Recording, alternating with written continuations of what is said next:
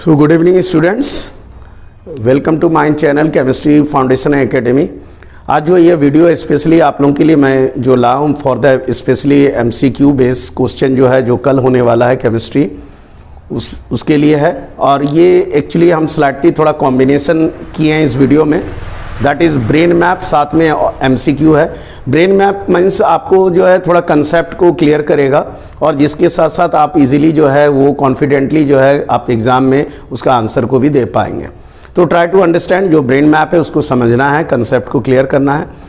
और in future जो है आपको इस तरह का वीडियो आपको मिलते रहेगा जो जिससे कि आपको जो कमिंग जो भी आपका एग्ज़ाम्स हैं उसके लिए आपको जो है प्रिपरेशन भी होगा अच्छी तरह से। इसलिए आप जो है मेरे चैनल को सब्सक्राइब कीजिए जिससे आपको लगातार जो है ये वीडियो आपको मिलेगा। और अगर जो भी कोई नए हैं इस वीडियो में तो प्लीज़ उसको सब्सक्राइब कीजिए। साथ में इस चैनल में आप अगर प्लेलिस्ट है, प्लेलिस्ट को अगर आप ओपन करते हैं, प्लेलिस्ट को प्रेस करते हैं, दबाते हैं तो आपको वो जितने भी सारे वीडियोस हैं वो आपको मिल जाएगा। और इस तरह से आप अपने आप को जो है प्रिपेयर्ड कर पाएंगे और इन फ्यूचर जो भी कमिंग एग्ज़ाम है उसमें आपका परफॉर्मेंस भी अच्छा होगा। ये मेरा एश्योर्ड है, मेरा एश्योरेंस है। तो आप प्लीज़ इसको देखिए और इसको वीडियो को समझिए, साथ साथ में कंसेप्ट भी क्लियर कीजिए। तो इस वीडियो के साथ साथ आप जो कंसेप्ट क्लियर करते हैं, जो टेक्स्ट बुक है उसको अच्छी तरह से पढ़िए और साथ में इस वीडियो को देखेंगे तो आपको जो है जहाँ भी कुछ लूप होल्स है, जहाँ भी गैप है वो गैप भी आपका फिलअप हो जाएगा। ओके, नाउ स्टार्ट कर।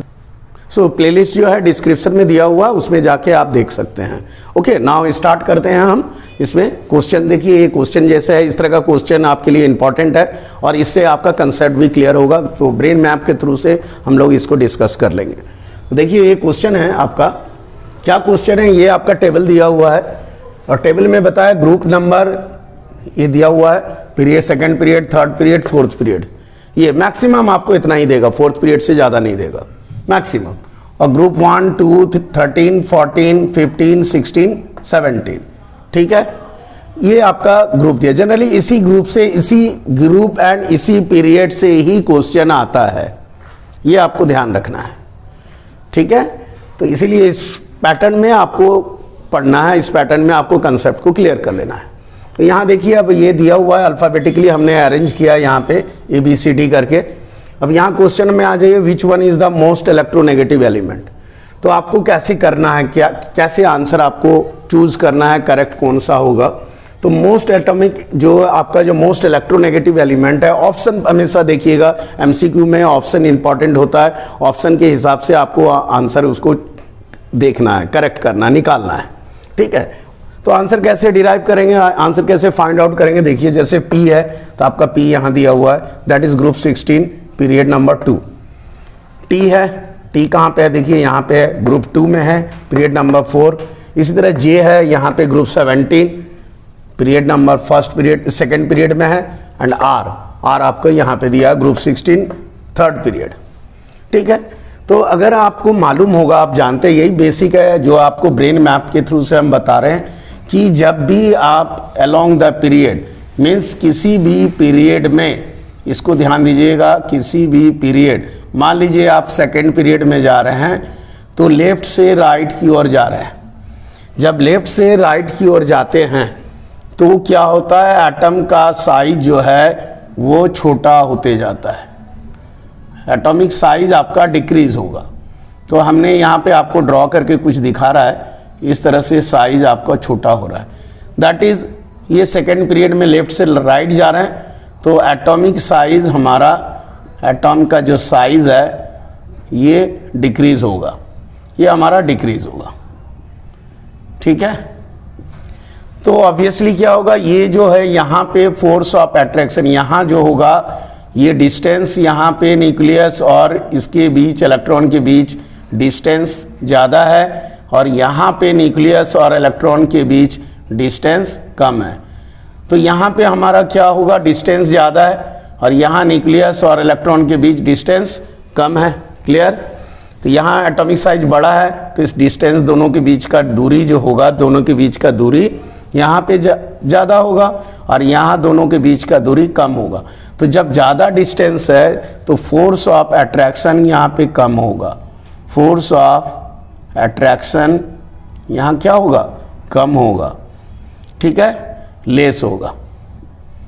ठीक है, और यहाँ पे जो है डिस्टेंस कम है तो फोर्स ऑफ अट्रैक्शन जो है यहाँ ज़्यादा होगा।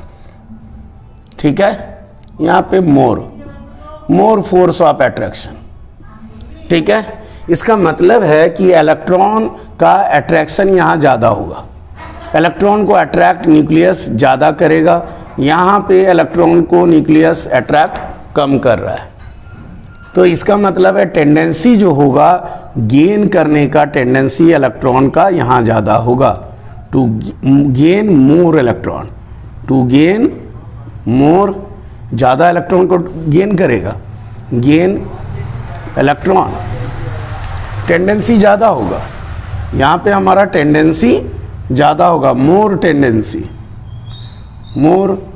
टेंडेंसी, ये हमारा टेंडेंसी इसका ज़्यादा होगा।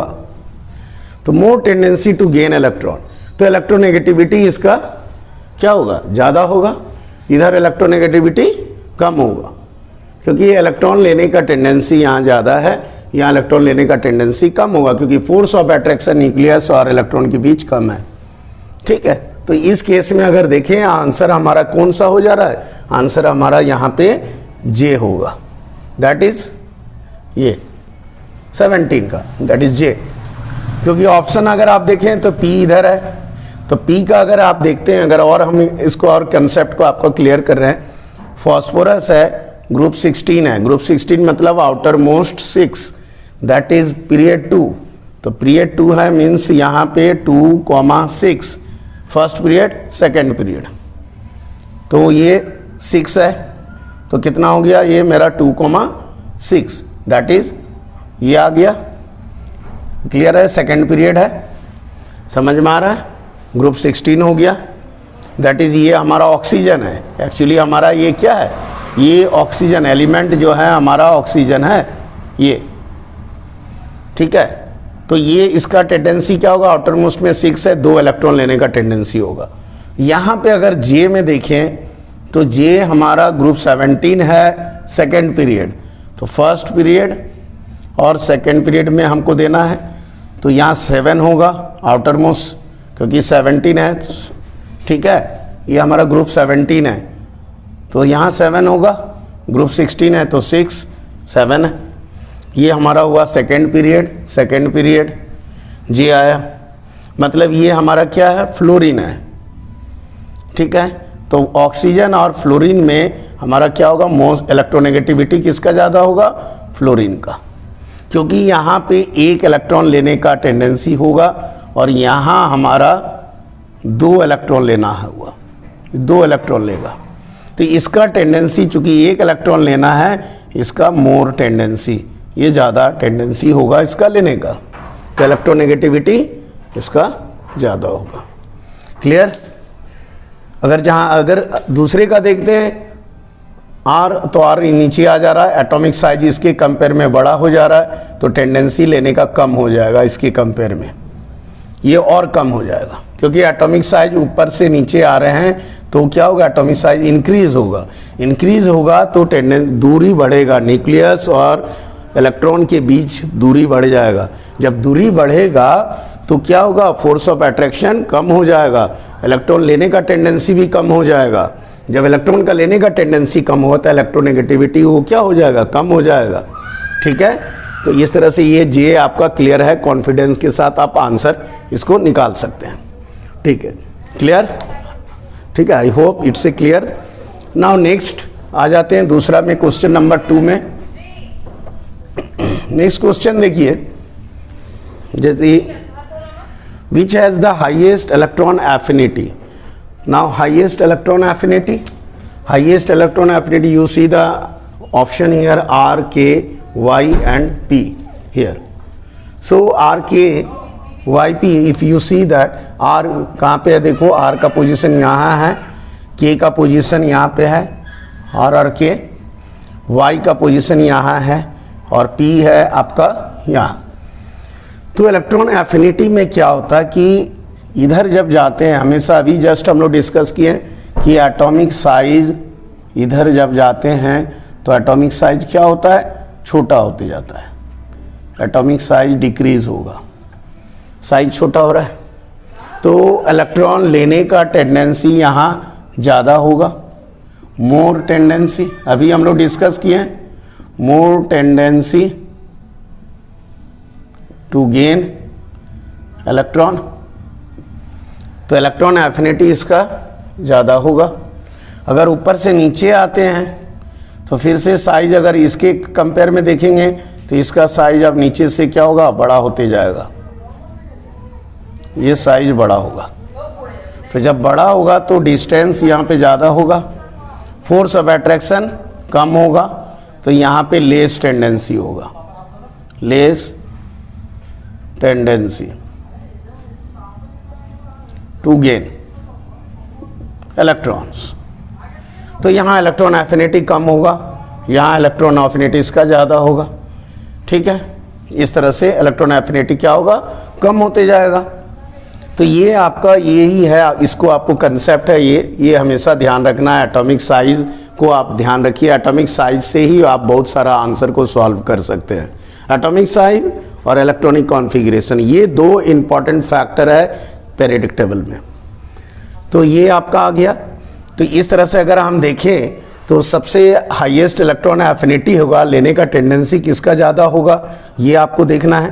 तो इस केस में अगर आप देखें इलेक्ट्रॉन लेने का टेंडेंसी हमारा आर है, आर इधर है, के है, तो इसका ज़्यादा हो गया, आर से ज़्यादा के का होगा, क्योंकि एटॉमिक साइज क्या हो रहा है, छोटा हो रहा है, तो यहाँ ज़्यादा होगा, तो के का मेरा ज़्यादा हुआ आर के कंपेयर में।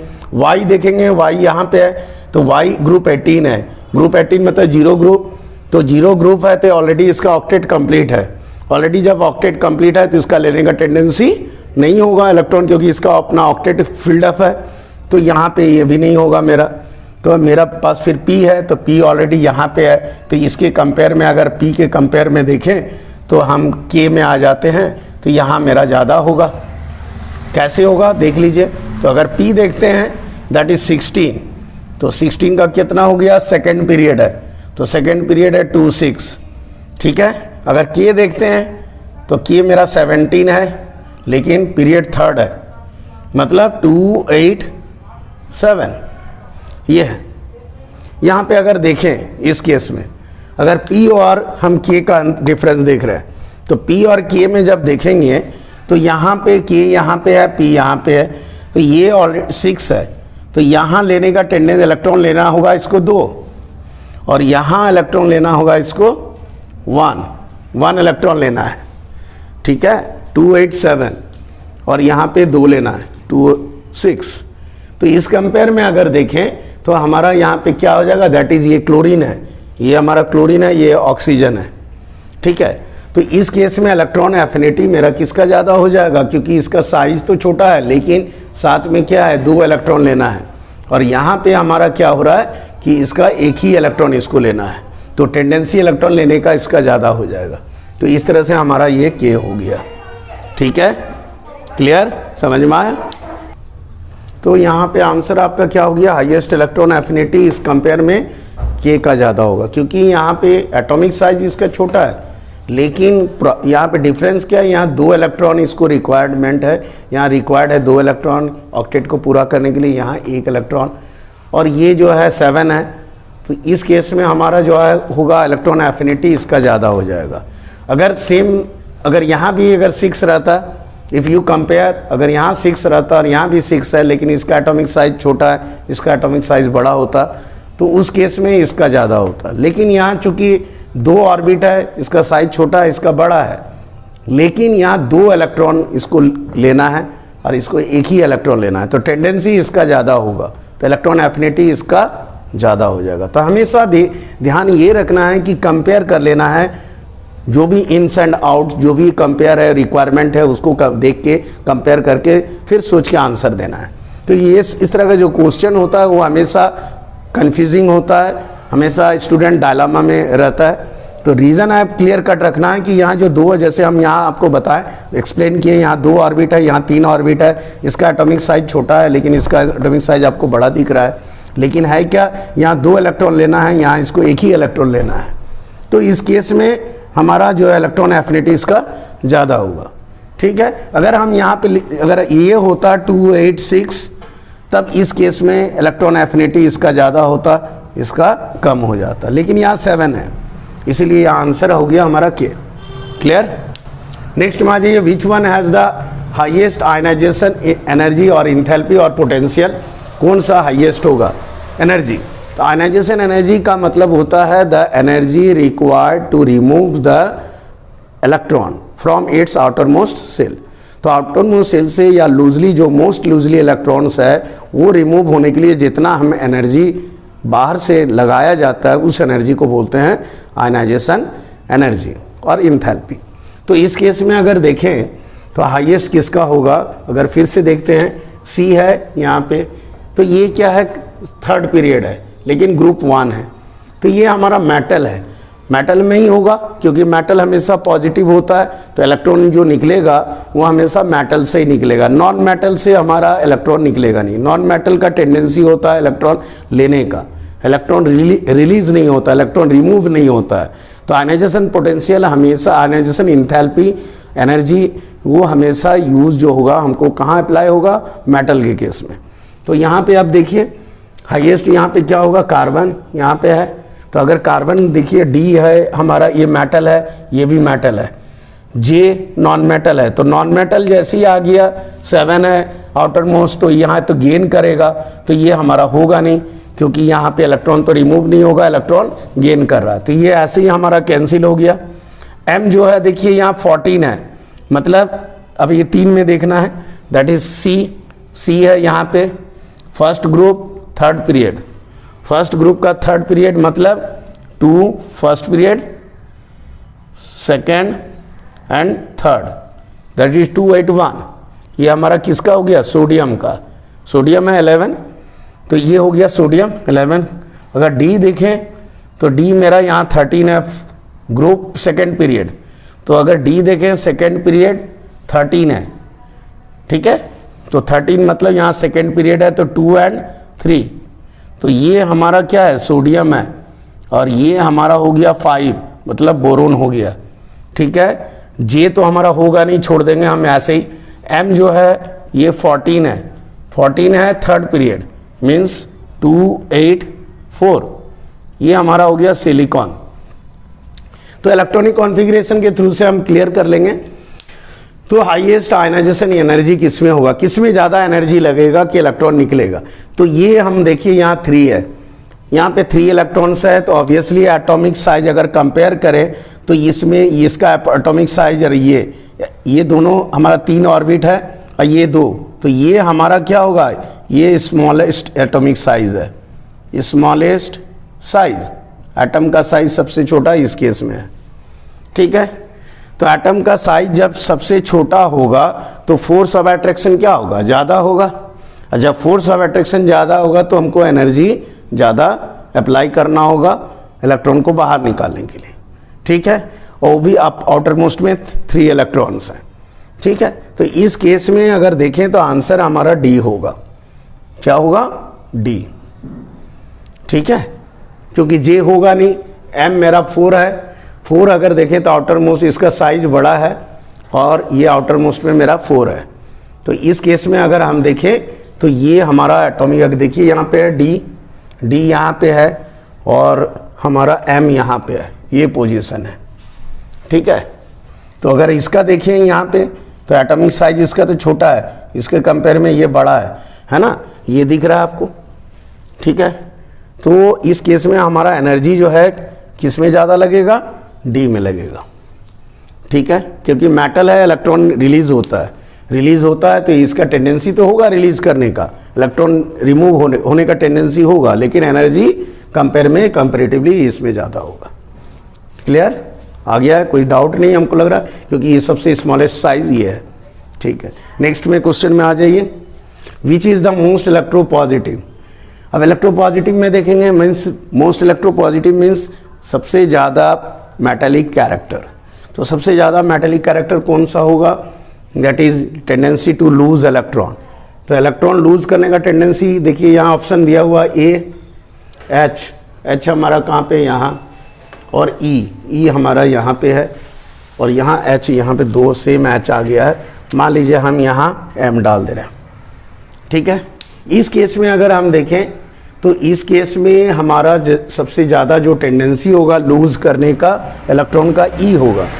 ई मतलब ये, इसका भी फिर से देखिए, आप ऐसे निकाल सकते हैं, इसको कंसेप्ट आपको क्लियर करना है। यहाँ जब आप देखेंगे इस जगह तो इससे क्लियर हो जाएगा कि अगर ए देखते हैं तो ए में हमारा ग्रुप 1 है second period, group 1 second period मतलब 2 1, ग्रुप 1 सेकेंड पीरियड, ठीक है। अगर दूसरा है हमारा एच देखेंगे तो यहाँ एच मेरा कहाँ, यहाँ पे है period, third period second group. तो एच अगर देखें तो थर्ड पीरियड 2 8 हुआ और ये थर्ड पीरियड है सेकेंड ग्रुप, ये 2।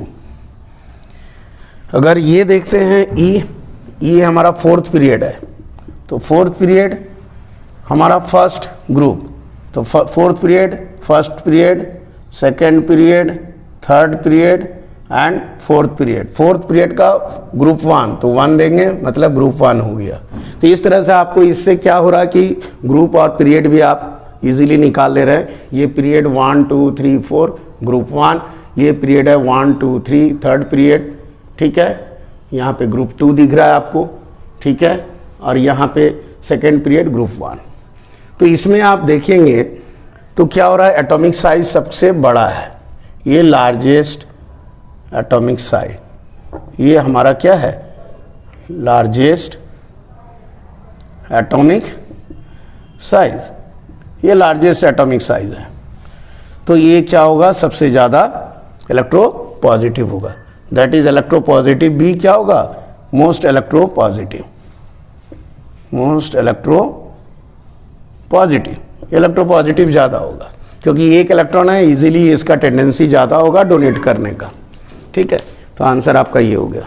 तो इस तरह से इस बेस में जो भी क्वेश्चन आएगा कल, वो आपको इसी, ये जो क्वेश्चन हम बताएं इसका सॉल्यूशन जिस तरह से हम आपको कंसेप्ट दिए, तो इसमें जितने भी पीरियोडिक टेबल में जो भी चैप्टर से जो क्वेश्चन आएगा इस बेस पे, तो ये आपका क्लियर हो जाएगा। चाहे आयनाइजेशन पोटेंशियल हो, चाहे इलेक्ट्रॉन एफिनिटी हो, चाहे इलेक्ट्रोनेगेटिविटी हो, या मेटालिक प्रॉपर्टी हो, ये सब आपका नॉन मेटालिक प्रॉपर्टी हो, ये सब क्लियर हो जाएगा, ठीक है। मेटल का property means it tendency to lose electron, जितना ज़्यादा टेंडेंसी इलेक्ट्रॉन लूज करेगा उसका मेटेलिक प्रॉपर्टी उतना ज़्यादा होगा, ठीक है। उसी तरह नॉन मेटल में होगा, जो जितना ज़्यादा टेंडेंसी जिसका गेन करने का होगा उसका नॉन मेटेलिक प्रॉपर्टी उतना ज़्यादा होगा, ठीक है। क्लियर हो गया। आ जाए नेक्स्ट क्वेश्चन में, अब आ जाते हैं। तो नेक्स्ट क्वेश्चन में हम लोग फिर नेक्स्ट क्वेश्चन डिस्कस करते हैं। तो अब नेक्स्ट जो है इसमें हम लोग थोड़ा टॉपिक्स चेंज कर रहे हैं, थोड़ा कंसेप्ट क्लियर कर लेते हैं। चैप्टर भी दूसरा है, चैप्टर ये आपका इलेक्ट्रोलाइसिस चैप्टर से जो भी इम्पॉर्टेंट है, इसमें से भी क्वेश्चन आपको आएगा, तो ये कंसेप्ट भी क्लियर कर लेना है। इलेक्ट्रोकेमिकल सीरीज़ में पहले देख लीजिए, ये इससे क्वेश्चन आता है। मेटल का ये सीरीज़ है रिएक्टिविटी सीरीज़, और ये हमारा कैटायन का सीरीज़ है।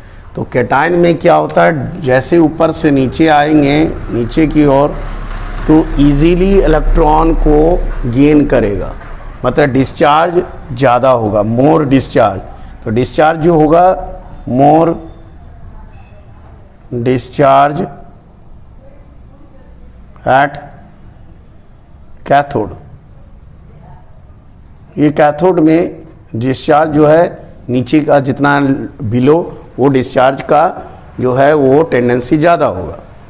अगर इसका कंपेयर करें तो मैग्नीशियम का डिस्चार्ज कंपेरेटिवली इसमें ज़्यादा होगा, मतलब डाउन जैसे नीचे ऊपर से नीचे आएंगे इजीली डिस्चार्ज कैटायन का कैथोड में बढ़ेगा, इंक्रीज होगा, ठीक है। ये रिएक्टिविटी सीरीज़ है। यहाँ पे रिएक्टिविटी सीरीज़ यहाँ डिक्रीज़ होगा, ये हमारा डिक्रीज़ होगा रिएक्टिविटी सीरीज। तो इस केस में अगर ये देखें तो अगर आप कंपेयर करें एल्युमिनियम, तो ये हमारा लेस रिएक्टिव है और ये हमारा मोर रिएक्टिव है, ये मोर रिएक्टिव है। It means that more reactive displace less reactive. ये भी याद रखना है कि मोर रिएक्टिव क्या करेगा, डिस्प्लेस करेगा, लेस रिएक्टिव को हटा देगा। And clear. लेस रिएक्टिव जो हाइड्रोजन नीचे है, ये हमारा रिएक्टिविटी इसका कम हो गया। तो ये जितने भी हैं ये एलिमेंट्स जो हैं, ये जो बिलो हाइड्रोजन है, जो बिलो हाइड्रोजन है, दीज डू नॉट प्रोड्यूस और replace, do not produce hydrogen gas when reacts with an acid,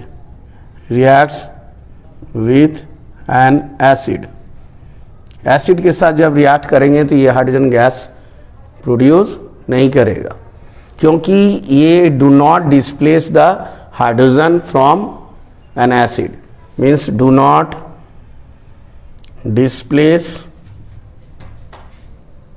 hydrogen from N acid. ठीक है, बिलो। तो आप देख लेते हैं यहाँ पे important points, that is metals with higher position. अगर मेटल हायर पोजीशन में है तो displace one lower position, lower position को डिस्प्लेस करेगा। It means that potassium displace aluminium.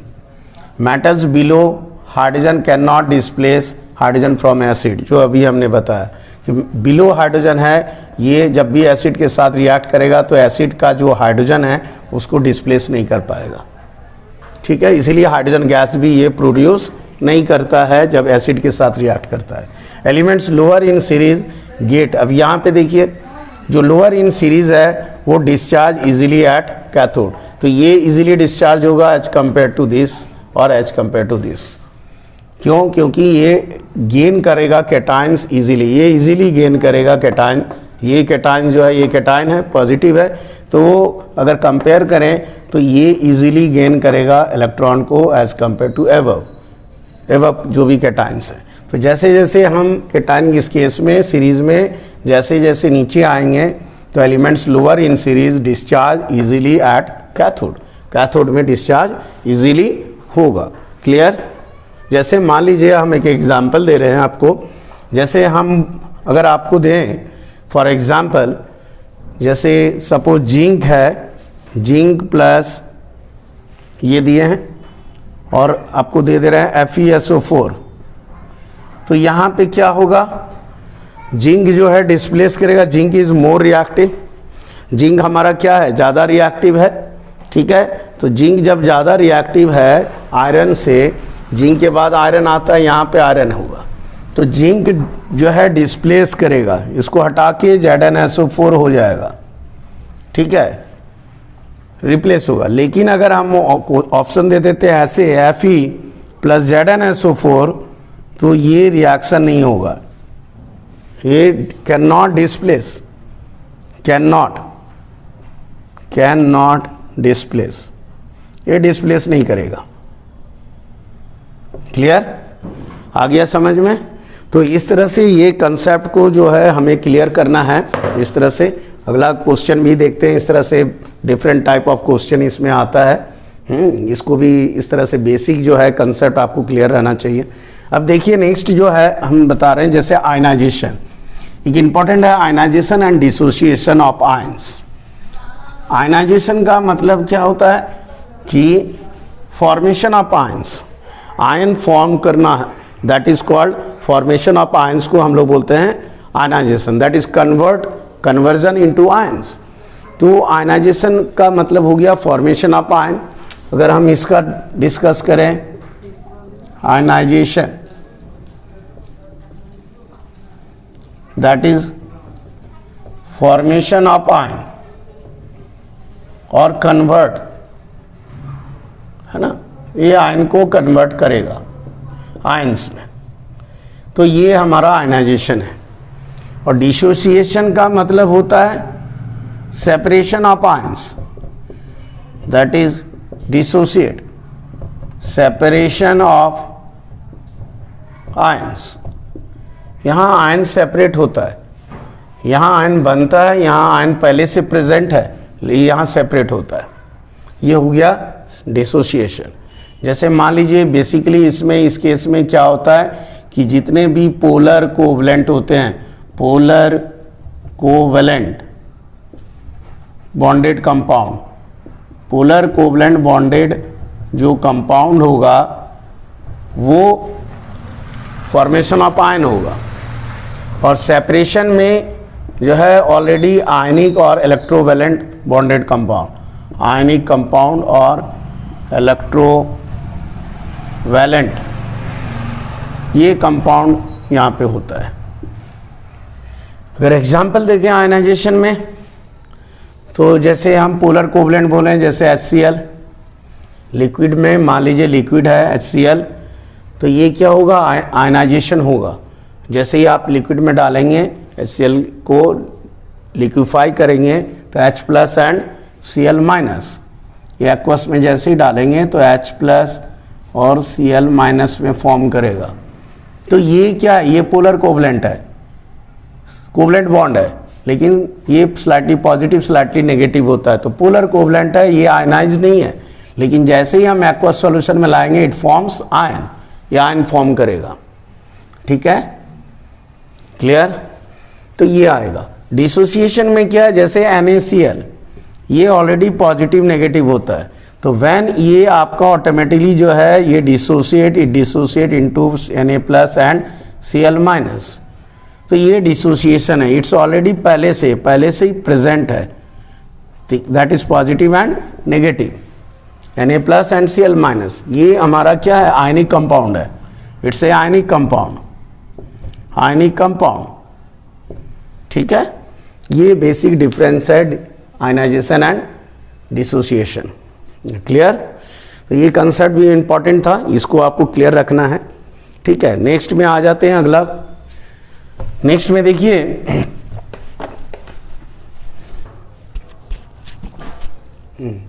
तो स्टार्ट करते हैं। क्वेश्चन देखिए, क्वेश्चन नंबर 1 में ये अब आपको क्वेश्चन देके फिर कंसेप्ट को क्लियर कर रहे हैं। In electrolysis of acidified water dilute H2SO4 is used.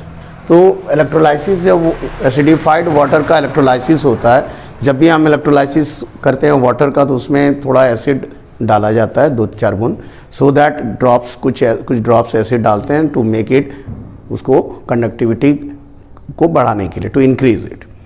तो देखिए अब इसमें देखिए, दैट इज यूज बिकॉज, तो why H2SO4 is use, because volatile, it is volatile है, या मोर एसिडिक है, या it release H plus ion, और it is non volatile.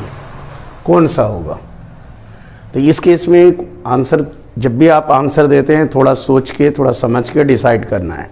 Volatile अगर होगा, तो अगर हम वाटर में एसिड डाल रहे हैं और वो वोलाटाइल है एसिड, तो ऑब्वियसली वो एसिड क्या होगा, इवोपोरेट हो जाएगा। तो एसिड का जो मिक्स करने का कोई फ़ायदा ही नहीं, कोई यूज़ ही नहीं है। तो वाई वी ऐड इट, अगर ये वोलाटाइल है, इवोपोरेट कर जाएगा, then why we add it, तो इसका कोई यूज़ नहीं है। मोर एसिडिक हो या लेस एसिडिक हो, इससे कोई मतलब नहीं है, क्योंकि हम कुछ ही सम ड्रॉप्स ऑफ एसिड हम लोग ऐड करते हैं। रिलीज H प्लस आयन, ये भी नहीं होगा। तो हमारा आंसर क्या है, नॉन वोलाटाइल।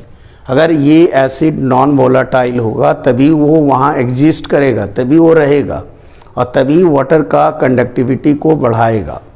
ठीक है, क्लियर। तो ये हमारा होगा नॉन वोलाटाइल। नाउ नेक्स्ट में है, dilute H2SO4 is use during the electrolysis of water as water. Water क्या है, क्यों? तो क्योंकि ये वाटर इज आयनिक, वाटर क्या है, आयनिक है, इसीलिए हम लोग डाइल्यूट H2SO4 यूज़ करते हैं। कि हमारा वाटर नॉन वोलाटाइल है, इसीलिए हम लोग इसमें डालते हैं, वोलाटाइल बढ़ाने के लिए, वोलाटाइलिटी में कन्वर्ट करने के लिए हम एसिड डालते हैं। ये भी नहीं होगा। कैन फॉर्म आयंस, ये आयन फॉर्म करेगा। अगर हम डाइल्यूट H2SO4 यूज़ करते हैं इलेक्ट्रोलाइसिस ऑफ वाटर, तो क्या होगा, वाटर फॉर्म आयन बनेगा कि नहीं, और दूसरा इट इज़ बैड कंडक्टर। तो सिंपली है, ये तो आयनिक नहीं होगा, क्योंकि आयनिक्स के कारण हम H2SO4 ऐड नहीं करते हैं वाटर में। नॉन वोलाटाइल, ये H2SO4 नॉन वोलाटाइल है, लेकिन क्यों डालते हैं, वाटर तो नॉन वोलाटाइल है, ये रीज़न नहीं होगा। तो ये होगा so that water can form ions, water क्या होगा, आयन बनेगा। अगर आप H2SO4 या एसिड नहीं डालते हैं तो it do not form ion, generally जल्दी आयन फॉर्म नहीं करेगा। जब आयन फॉर्म नहीं होगा तो H+ एंड OH- हमको प्रोड्यूस नहीं होगा, मतलब डिसोसिएशन नहीं होगा, इलेक्ट्रोलाइसिस ऑफ वाटर नहीं हो पाएगा, द प्रोसेस जो है वो कंटिन्यू, इट्स नॉट पॉसिबल। तो ये कैन फॉर्म आयन, ये होगा आंसर।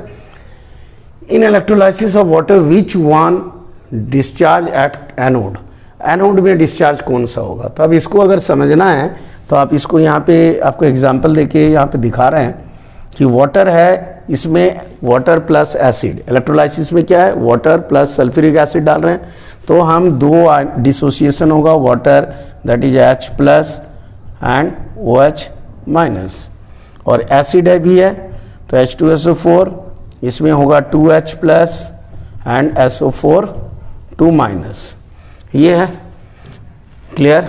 तो यहाँ पे हम क्या देख रहे हैं, दो पॉजिटिव है, दो कैटायन, लेकिन दोनों ही हाइड्रोजन है। तो हमारा ये कैटायन है जिसमें सिर्फ हाइड्रोजन ही, एक ही तरह का कैटायन है, सिर्फ एक ही, only one type of cation, दोनों में हाइड्रोजन है।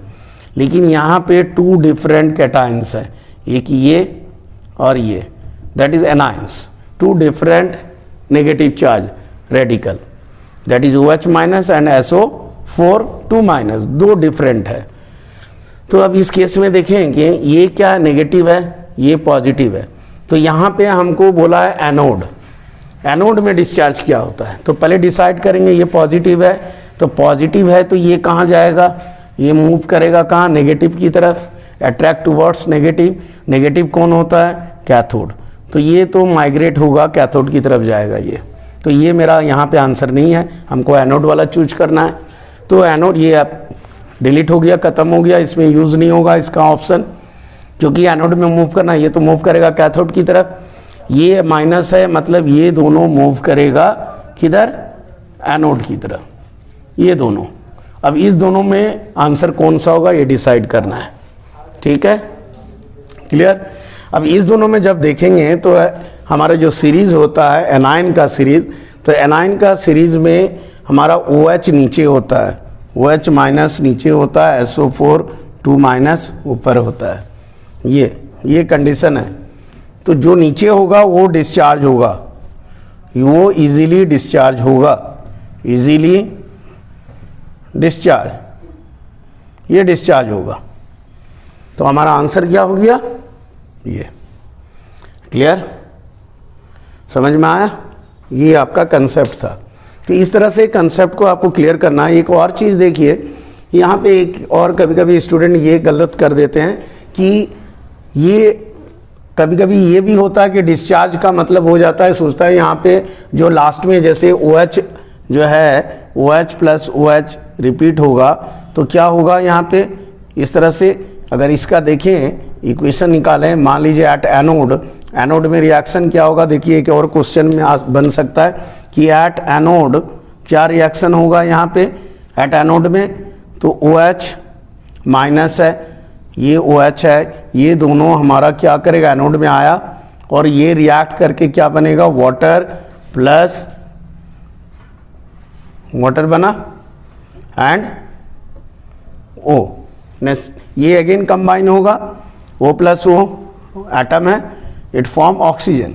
तो ये ऑक्सीजन हमको कलेक्ट होगा, दिस ऑक्सीजन इज कलेक्टेड, ये कलेक्ट होगा।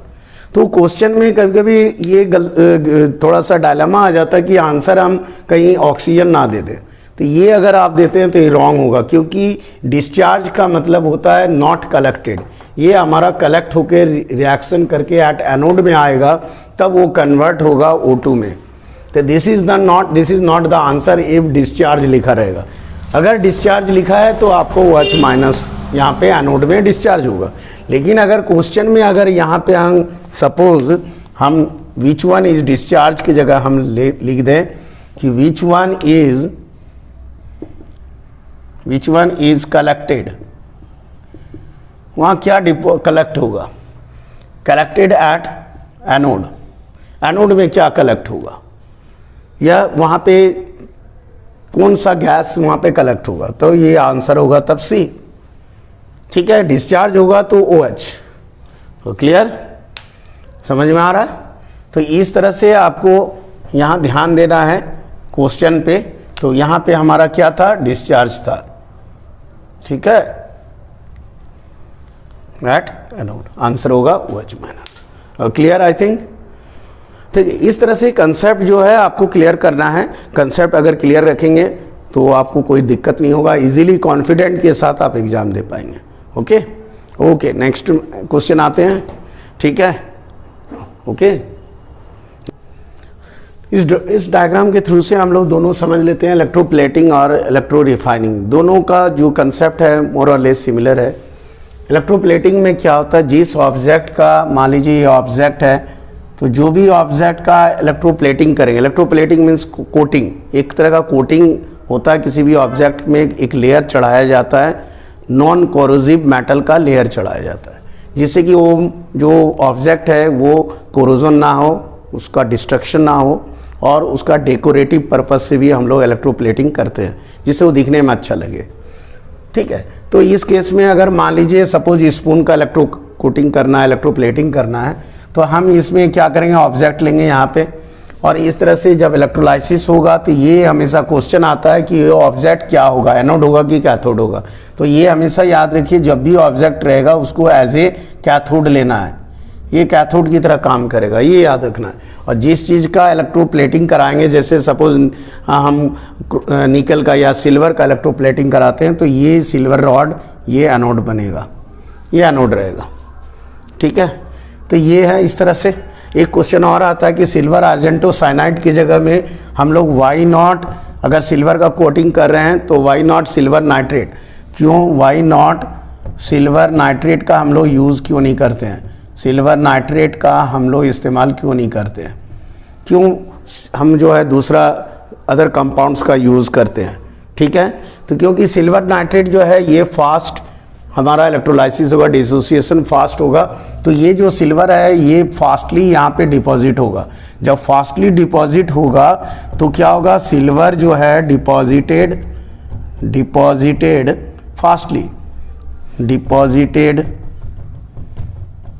फास्टली, ये फास्टली डिपॉजिट होता है, तो फास्टली डिपॉजिट होगा, एज ए रिजल्ट जिसके कारण ये क्या होगा, अनइवन हो जाएगा, अनइवन डिपॉजिटेशन होगा, अनइवन डिपॉजिट होगा, स्मूथ नहीं होगा। फास्ट होगा तो वो क्या होगा, स्मूथ डिपोजिशन नहीं होगा। तो इस कारण से हम लोग सिल्वर नाइट्रेट का यूज़ हम लोग नहीं करते हैं, ठीक है। सिल्वर नाइट्रेट का हम लोग यूज़ इस्तेमाल नहीं करते हैं। हम लोग क्या करते हैं, सोडियम आर्जेंटो साइनाइड का इस्तेमाल करते हैं। सोडियम आर्जेंटो साइनाइड का इस्तेमाल इसीलिए करते हैं, ठीक है। तो यहाँ पे हम लोग जो एज एन इलेक्ट्रोलाइट इसका यूज़ करेंगे, सिल्वर नाइट्रेट का यूज़ नहीं करेंगे। क्लियर? इसी तरह से आ जाइए, अगर हम इसमें आते हैं electroplating, that is electro refining में, तो इलेक्ट्रो रिफाइनिंग में भी है, जिस चीज़ को हमको रिफाइन करना है उसको हम लोग क्या करेंगे, मान लीजिए सपोज कॉपर को रिफाइन करना है, तो कॉपर को जो रिफाइन करेंगे जिस ऑब्जेक्ट को, वो इम्प्योर होता है, तो उस इम्प्योर ऑब्जेक्ट को हम इम्प्योर, जिसको हमको रिफाइन करा दैट इज़ इम्प्योर जो है, उसको हम क्या रखेंगे, हम कहाँ पे रखेंगे, इम्प्योर जो होगा वो एनोड की तरफ रहेगा, और जो प्योर है वो हमारा कैथोड की तरफ रहेगा। ये है क्लियर? तो मान के चलिए सपोज ये इम्प्योर है, ये मेरा इम्प्योर है, तो ये मेरा क्या है, इम्प्योर है तो एनोड है, ये एनोड है, और ये थोड़ा सा थिक लेंगे, और ये प्योर है ये कैथोड है, ठीक है। तो क्या होगा, यहाँ से डिपोजिशन, यहाँ पे डिपोजिशन होगा। मान लीजिए कॉपर है, ये इम्प्योर है, इम्प्योर, और हमको प्यूरिफाई करना है कॉपर को, तो कॉपर को जब प्यूरिफाई करेंगे तो इम्प्योर जो कॉपर रॉड है इसको एनोड बनाएंगे, और एक प्योर लेंगे कॉपर, उसको हम लोग की कॉपर लेंगे प्योर रॉड जो कि थिन होगा, पतला होगा, और जो इम्प्योर है जिसको हमको प्यूरिफाई करना है वो हम एनोड लेंगे उसको, और इस तरह से क्या होगा, ये कॉपर ट्रांसफ़र होकर यहाँ पे डिपोजिशन होगा, और इस तरह से जितने भी कॉपर हैं ये कॉपर यहाँ पे डिपॉजिट होगा। तो इस तरह से हमारे पास लास्ट में क्या होगा, ये इम्प्योर पार्ट सिर्फ यहाँ पे रह जाएगा, जितने भी कॉपर है यहाँ पे आ जाएगा। तो इस तरह से हम क्या किए, इसको सेपरेट किए। ये हमारा सेपरेट हो गया, प्योर को हम यहाँ पे ले आए, इस जगह पे कन्वर्ट हो गया, प्योर कॉपर मेरा यहाँ पे आ गया, इस कैथोड में डिपॉजिट होगा। तो इस तरह से हम क्या किए, इलेक्ट्रो रिफाइनिंग इसी को हम लोग बोलते हैं। इसको आप अच्छी तरह से बुक को पढ़ लेंगे तो आपको इजीली हो जाएगा। 2-3 लाइन है इसके, 3-4 लाइन्स मैक्सिमम, और इसको इजीली आप इलेक्ट्रो रिफाइनिंग कर सकते हैं। इलेक्ट्रोप्लेटिंग और इलेक्ट्रो रिफाइनिंग मोर और लेस सेम प्रिंसिपल पे है, सेम बेस पे है। तो उम्मीद करते हैं आज का वीडियो आपको यूज़फुल रहेगा। इसके पहले हम पीरियडिक टेबल दिए हैं, आपको एसिड बेस का भी कंसेप्ट बता चुके हैं। तो इसका जो भी है हमारा प्लेलिस्ट में आप जाके जो है एसिड बेस का भी आप देख सकते हैं उस वीडियो को, जिससे आपका एसिड बेस का कंसेप्ट क्लियर होगा। और यहाँ हम आज जो है आपको इलेक्ट्रोलाइसिस का बताएं, और इसको आप उम्मीद है कि ये अच्छी तरह से आप इसमें से जो भी क्वेश्चन आएगा वो आप उसको देख सकते हैं। ठीक है, ओके। सो नेक्स्ट वीडियो हम लोग अगला वीडियो में मिलेंगे।